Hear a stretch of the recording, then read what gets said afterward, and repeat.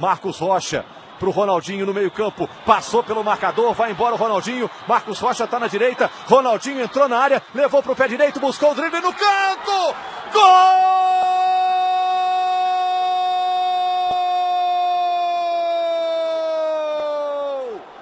Ronaldinho! Aos 45 minutos do segundo tempo, Ronaldinho Gaúcho faz um golaço. O Atlético vira o jogo, 2 para o Atlético, 1 para o Cruzeiro.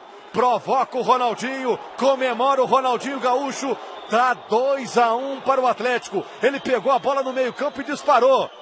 Atrás dele, o Marcelo Oliveira, o Lucas Silva, ele entra na área, prende, busca o drible e toca de mansinho no canto, fora do alcance do Fábio. Por outro ângulo, a arrancada do Ronaldinho Gaúcho, que disposição.